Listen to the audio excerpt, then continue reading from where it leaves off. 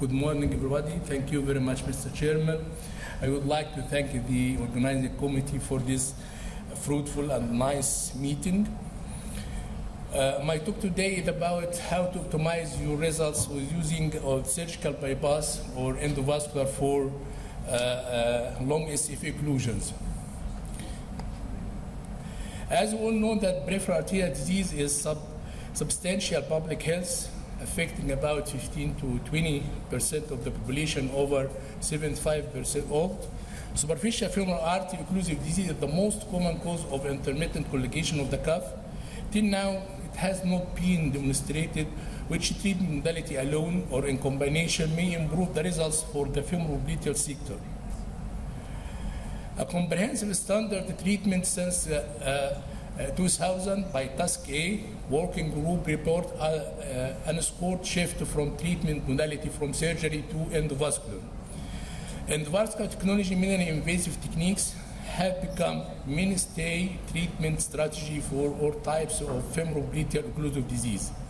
Updated treatment guideline since 2007 after Task 2 report, which further refined treatment guidelines based on morphologic stratification of aortoiliac and femoral lesions.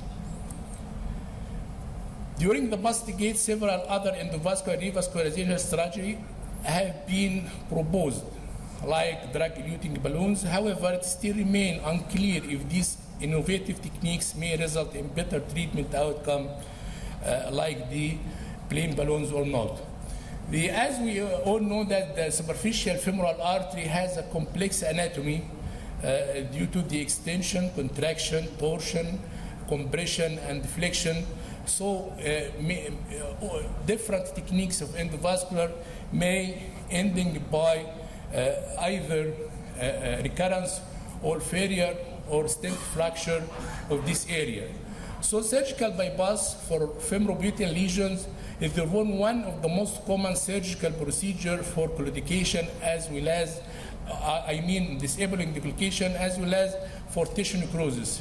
The type of conduit usually great saphenous vein or autogenous conduit, either using after harvesting or in situ after valvulotomy. We all, as surgeons, accustomed with this type of bypass, but it needs high skill and it is more morbid procedure, and early graft necrosis may occur. If there is no available, in some cases available autogenous conduit, we're using the synthetic prosthetic grafts. After some modification of the distal anastomosis by Miller cuff or lentil patch or mini boat or terror patch to improve the patency and guard against the intimal hyperplasia. Sometimes, in some cases, we see in this picture with natural bypass with the descending genicular artery, like as we do with autogenous vein or synthetic graft. This is some cases doing by BTFE with Miller patch and the distal anastomosis. Endovascular technique, the effective balloon angioplasty and stent placement is very important and solute some cases of short and long SF occlusions. Treatment of short focal lesions has best outcome, but long-term patency for long lesions is doubtful for using of endovascular techniques even after stenting.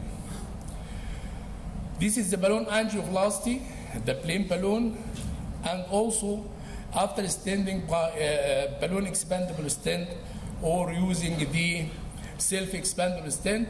Nowadays, the covered stent or superior stent is beneficial for these cases of SF occlusions.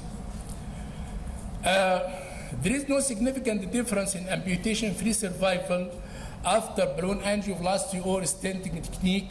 It is not significant, but it is associated with higher limb salvage rate after using the stent. Also for the drug-eluting stent and stent grafts and subintimal angioplasty improve the results of endovascular dilatation of the SFA occlusion. And as we all know, the dilemma of the morbidity or mortality after using the balloon, drug-eluting balloons.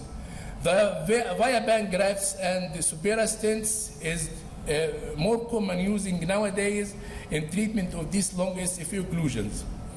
When we researching for RCTs for the using of the crossing devices, nowadays it diminished as a use like Outback or Pioneer to cross the lesion, but it replaced by nowadays by atherectomy devices and some cases of using of laser or lithotripsy for crossing of total occlusion or SFA.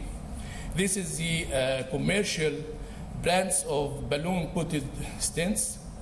The use of excimer laser atherectomy devices, cutting a balloon, or cryoplasty.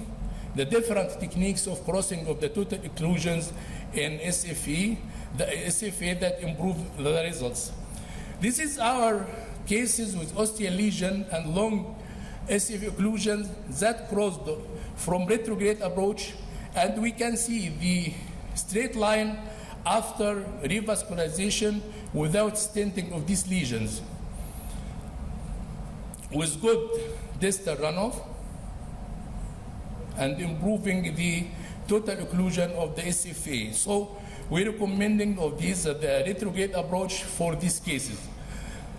The recommendation for surgical revascularization for long SFA occlusions for grade 1 or grade A level, when surgical revascularization is performed, bypass to the popliteal artery with autogenous vein is recommended in performance rather than the prosthetic graft. Also for endovascular revascularization, endovascular procedure are effective as revascularization option for patients with lifestyle limiting complication and hemodynamically significant aortic occlusive disease.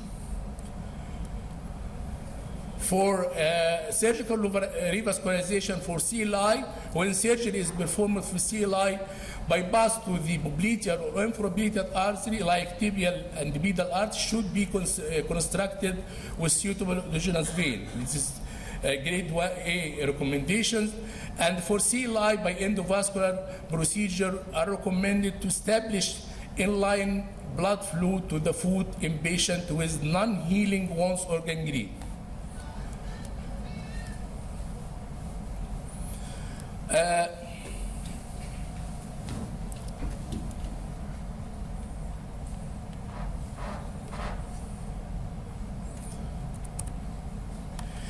This is the meta-analysis of differentiation or for endovascular versus open surgery as the peripheral arterial management of peripheral arterial disease, as the endovascular surgery associated with short hospital stay when compared with open surgical intervention, and also for technical success.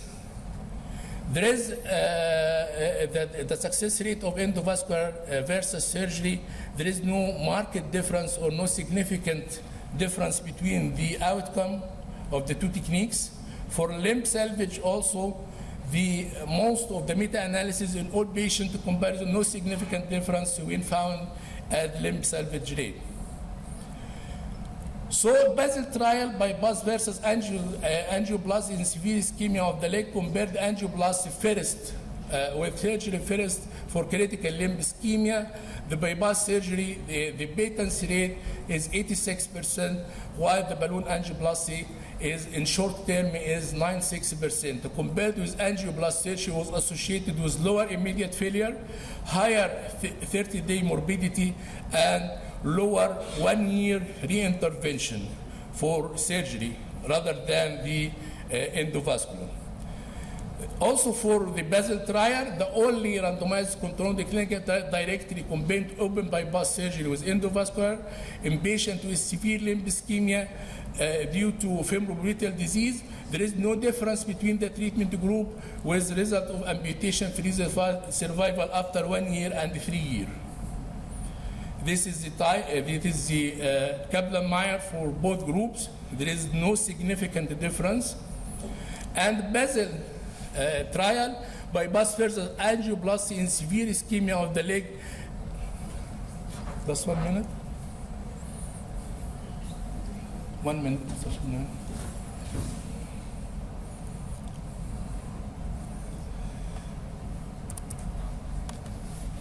Angioplasty is recommended only for high-risk patients with projected survival less than 2 years. So how to optimize the outcome? For critical intubation should be revascularized only after a trial of exercise and pharmacotherapy. An exception may be isolated when there is iliac stenosis. Inflow and outflow should always be assessed prior to revascularization, and the inflow lesions should be revascularized first, followed by outflow lesion, and bothersome symptoms persist.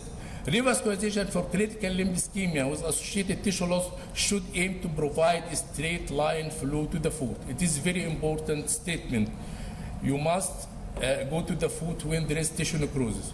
For patients with limb-threatening lower limb ischemia with life expectancy less than 2 years, or in patients who autogenous vein conduit is not available, balloon angioplasty is reasonable to perform.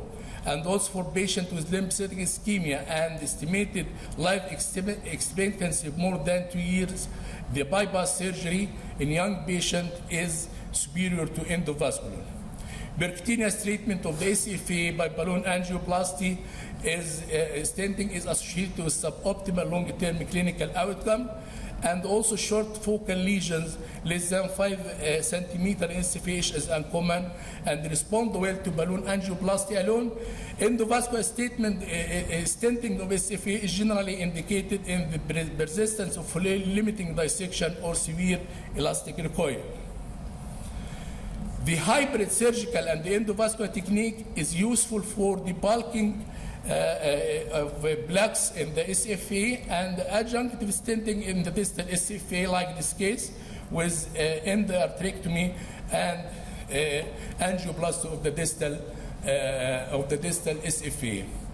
Mr. Chairman, we can conclude that endovascular and surgical bypass, after most of RCT's trials, has the same results in long-term patency and also for free amputation rates.